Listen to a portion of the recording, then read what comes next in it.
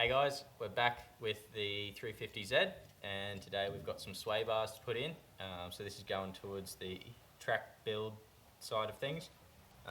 So we're going to put in some sway bars today to stiffen it up, and then pretty soon I'll try and get some wider tyres on it and then we'll go to the track. So I've got the front sway bar, the rear sway bar, and then I've also got 2 bags of sway bar links. And they're different. So one of these will be for the front and one will be for the rear. I'm going to say that the thicker links will go on the front because the thicker sway bar is on the front. So that just that makes sense to me. So these are the smaller links, pretty fancy looking, all adjustable. It's got little lock nuts and everything on them. These are just little protectors. So this will be the rear bar. And you can see it's got 3 holes in it, so that means that we can adjust the torsion on it. So the longer the bar, the more leverage that you have on it, so that means that it'll sway more. The shorter the bar, the less leverage you've got on it, so it'll take more torsion to actually flex it. So that's the idea. Shorter, stiffer, longer, softer. And you can see they even match the car.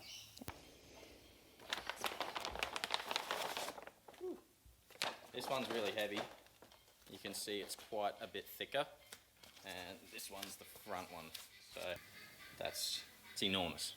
This one's only got 2 pins of adjustment, so this one's about twice as thick. I'd say this one's 35 mil, and this one's going to be 24. Alright, so we're under the car, we're at the rear side. This is my exhaust, diff's there. These are my adjustable links, but anyway, this is the sway bar link, so we're going to undo that, and we want to put a little bit of oil on it and let it soak in. Same with the top one, and then on the sway bar bush there. So we're going to start on the rear sway bar, and to do that we're going to take off these little splash guards. They're a 10 mil nut.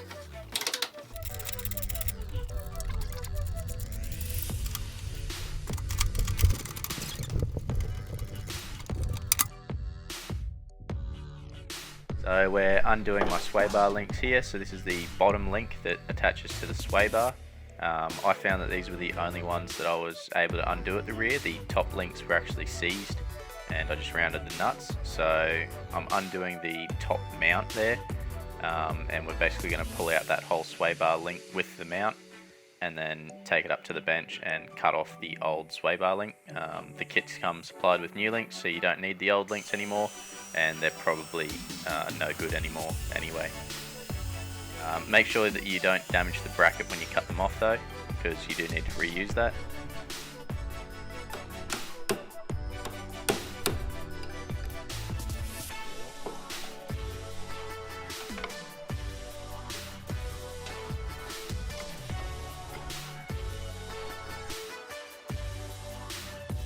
And now we're doing the same thing to the other side. So undoing the lower end of the sway bar link, and then we're going to disconnect it from the subframe on the top side, take the mount out and cut out the sway bar link.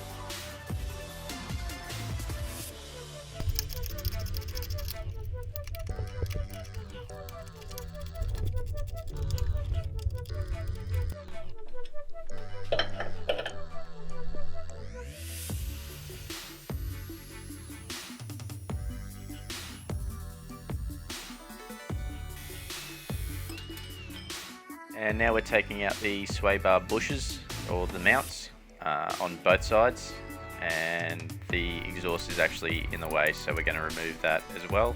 I've got a custom exhaust, so it might be a little bit different to how you would take out a factory exhaust, but the idea is the same. Just get it out of the way while you're working on the sway bar and put it back in when you're done.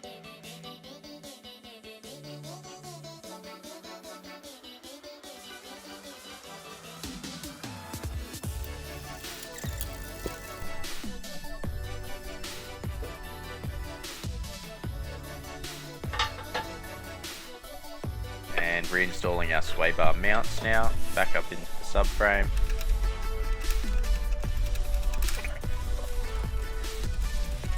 Making sure that you tighten them up I didn't use any Loctite on this because I didn't see any on the bolts from factory. And now we're preparing our new sway bar links. So as you normally do with replacing suspension links, try and match the factory length and orientation. So I've got the factory sway bar link there. Just going to line up our sway bar ends and using that little turnbuckle there in the center to adjust the length.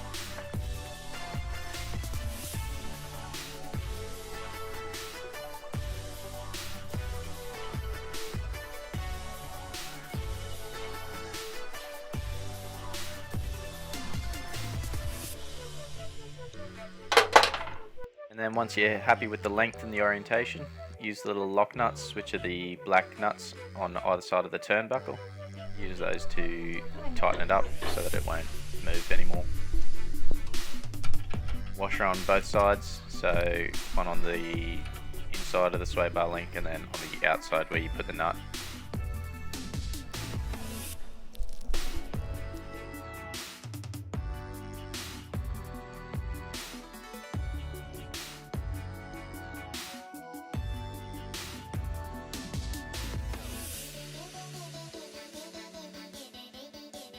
So these are your sway bar bushes and mounts. And they have a weird hairy inside to them, but it means you don't need to grease them. They have a little R on them, so that must mean rear, and their sway bar points backwards. So when we put them on like that. So this goes to the back of the car. Rear, back of the car.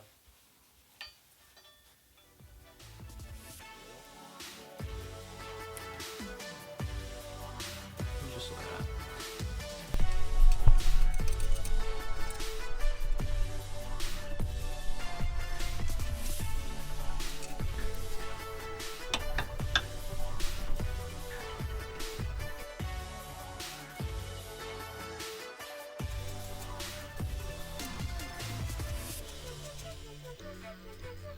So on the rear you can see that we have 3 little holes.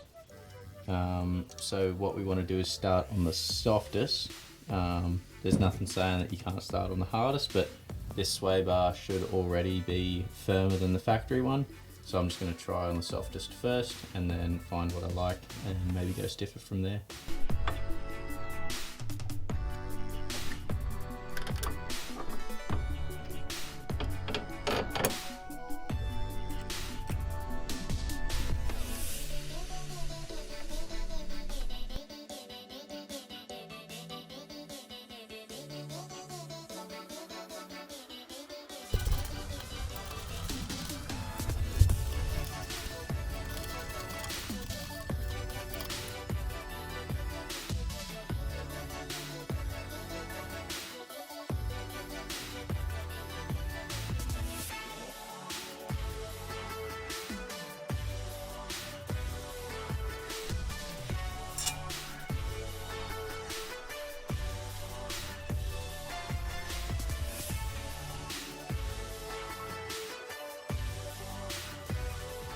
So these are lateral locks, and they will stop the sway bar from pulling side to side.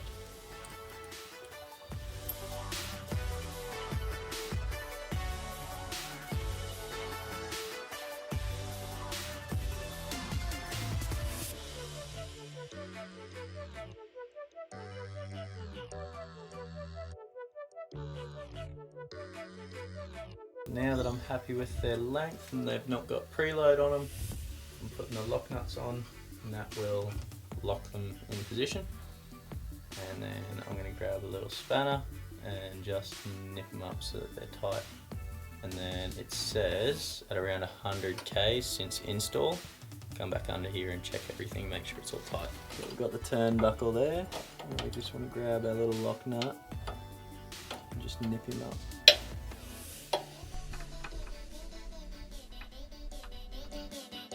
Now he's tight, do the same thing on top.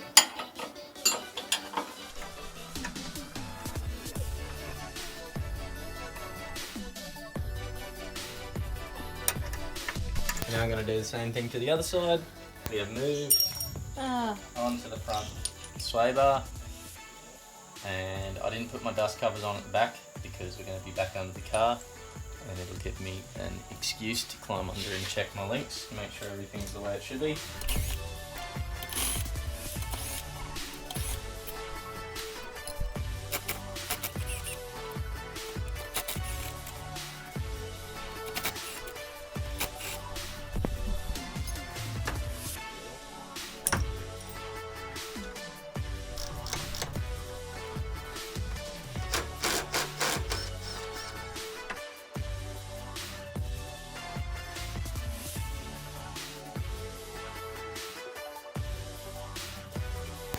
Alright, so now we're going to match the length and direction.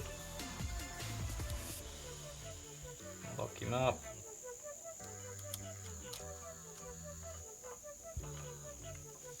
Awesome.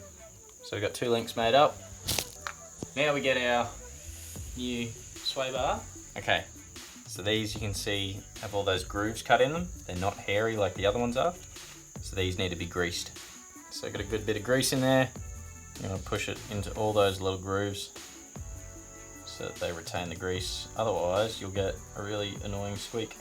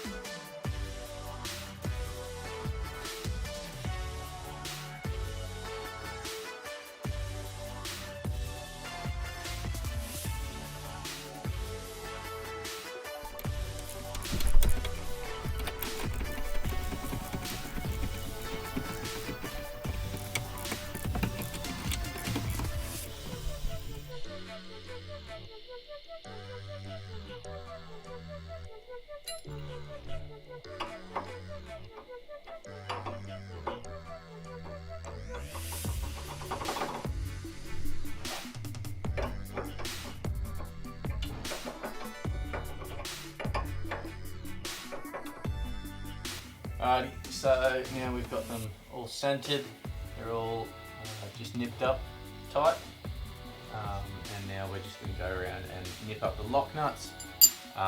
Don't worry about doing everything up super tight because you'll be back under here checking everything out within 100 k's, so just nip it up. I didn't use Loctite on anything because these type of steering hardware always seize up, so I think Loctite is the last thing you want on these. But yeah, just tight enough that it's not going to come undone.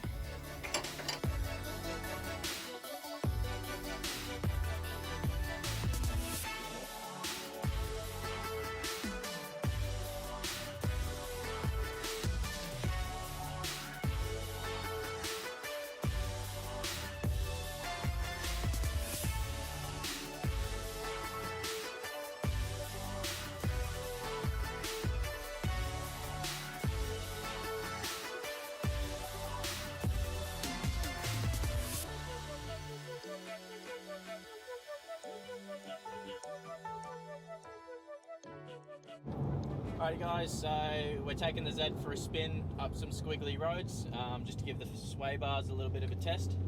I've had them in for probably 2 weeks now, just giving them a good run and getting used to it. And one thing I've noticed is that I only got a little bit of sway difference, so it still has similar, a little bit less sway than what it did with the original sway bars in it, but that's only on the softest settings, and I do have coilovers in it. One thing that I have noticed has changed is the return to center. When I come out of a corner and you sort of swing into one side, it really snaps back straight once you turn your steering straight again. So that's really great. I'm hoping that before I go to the racetrack I'll stiffen them up and we can get a bit of an idea on how they feel at their stiffest. But just for daily driving at the moment, I really like the way that they feel, so even if I do go stiffer for the racetrack, I'd probably see myself going back to the softest settings anyway. But that's just a bit of feedback for you guys. You might notice more of a difference if you don't have aftermarket suspension in your car and you don't have that additional dampening stuff. So that's just my feedback on the coilovers. So you'll get a bit more feedback once we go to the track.